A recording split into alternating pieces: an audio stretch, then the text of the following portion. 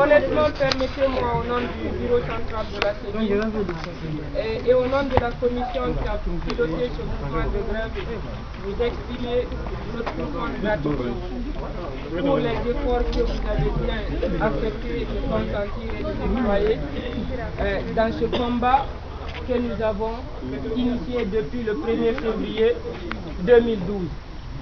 Ce combat que nous sommes en train de mener, c'est un combat de bon sens, c'est un combat de raison, mais je sais surtout que c'est un combat scientifique. Parce que l'objectif de ces réclamations que nous faisons à nos pouvoirs publics en Guinée ne sont autres que pour la réussite de notre formation, pour l'amélioration de nos conditions de vie afin que nous acquérions une formation de qualité, une formation scientifique extrêmement qualifiée pour la mettre au service du développement de notre pays. C'est pourquoi le bureau exécutif central de la CEDI et la commission qui a piloté ce mouvement de grève n'a jamais faibli face à toutes les difficultés auxquelles on a été confronté. Parce que nous estimons qu'il s'agit d'un combat de bon sens. C'est un combat pour lequel il fallait s'investir à fond. C'est un combat pour lequel il fallait consentir des sacrifices. Et fort heureusement, c'est ce que le bureau exécutif central a fait, c'est ce que la commission a fait, mais je sais surtout c'est ce que vous, les grévistes, avez accepté de faire. Donc nous vous exprimons notre profonde reconnaissance. Alors, il convient de dire que ce combat n'est pas à son terme. Il n'y a pas lieu de crier victoire, loin s'en faut. Parce que comme nous l'avons dit, ce mouvement n'a été que suspendu. Suspendu parce que nous n'avons reçu que des promesses pour le moment. Certes, nous espérons de tout nos cœurs que ces promesses seront réalisées. Mais au cas où elles ne le seront pas, dans les délais que nous avons impartis, alors nous devrions revenir de plus belle. Nous devrions revenir avec toute l'énergie, avec toute la force qui nous a conduit, n'est-ce pas, à en arriver là. Souvenez-vous, le 31 janvier, nous n'en étions pas là. Mais lorsque nous sommes venus le 1er février, nous avons réalisé beaucoup d'avancées. Nous avons persisté dans notre dynamisme et notre détermination et nous avons encore réalisé beaucoup de progrès.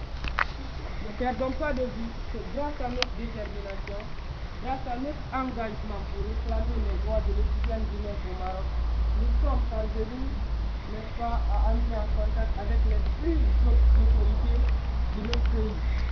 Je vais parler du Premier ministre de la République de Guinée, mais je sais surtout du président de la République qui a accepté de nous accorder pour que nous lui soumettions nos revendications 2 entretiens.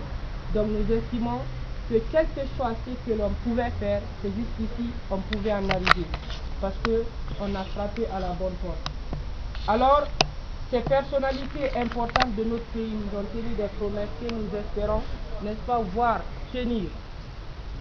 Elles nous ont dit que toutes les revendications ont été prises en compte.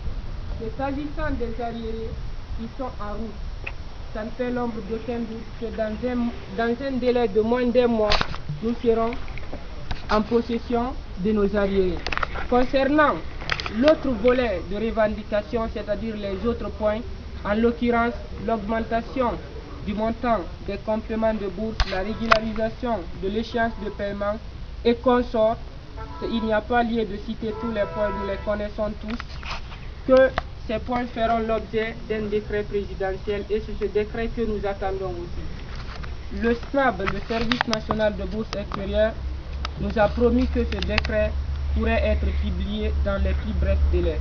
Que pour être plus approximatif, il nous donne un délai de moins d'1 mois. Ce décret aussi, on le verra publié sur les médias de notre pays. Alors c'est pourquoi, dans la suspension de ce mouvement de grève, nous avons décidé d'impartir un délai de 3 semaines qu'on a estimé raisonnable pour voir toutes ces promesses-là réalisées. Donc, le bureau central, par ma voix, estime que nous avons fait grand chose. Nous avons fait beaucoup de choses et ces acquis sont à préserver. Ils sont à préserver de deux manières. D'une part, il faut que nous nous mobilisions plus que jamais à défendre à chaque fois besoin est, n'est-ce pas, les intérêts de l'étudiant guinéen au Maroc. Mais aussi, ces acquis sont à défendre en se montrant plus que jamais capables, n'est-ce pas, de mettre la barre plus haut pour montrer que effectivement nos discours, nos différentes interventions dans les médias ne constituent pas des paroles en l'air. Autrement dit, nous sommes l'élite du pays, nous sommes l'intelligentsia de la Guinée, alors que nos résultats le prouvent, nos résultats respectifs dans les classes, qu'ils soient nos avocats, nos porte-paroles vis-à-vis de nos pouvoirs publics. C'est pourquoi le bureau central, par ma voix, vous invite tous à vous accrocher plus que jamais, n'est-ce pas, à vos formations respectives. Parce que nous l'avons clamé haut et fort, à qui veut l'entendre, c'est nous qui avons en main les clés du développement du pays. C'est à travers notre savoir et notre savoir-faire que la Guinée sortira de l'ornière, que la Guinée, qu'une Guinée prospère et développée émergera. Donc, une fois encore, nous vous remercions infiniment pour la détermination dont vous avez fait preuve. Nous vous disons de rester sous vos gardes, que chacun soit sur le qui-vive, n'est-ce pas, dans tous les deux côtés. D'une part, on va défendre l'intérêt de l'étudiant guinéen chaque fois que le besoin se fait sentir. D'autre part, on va prouver que l'étudiant guinéen au Maroc constitue la fine fleur de l'école guinéenne par ses résultats académiques. Donc sur ce, au nom de la commission, au nom du bureau exécutif central, au nom de ma personne, je vous remercie et je vous présente mes sincères excuses pour tous les désagréments qui ont été causés. Il y a eu des démêlés, il y a eu des incidents.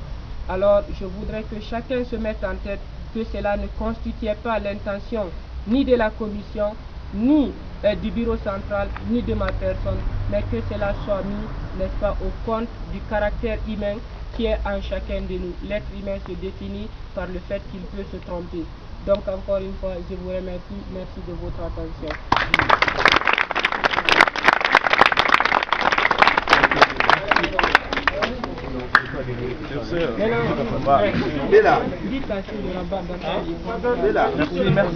Merci beaucoup.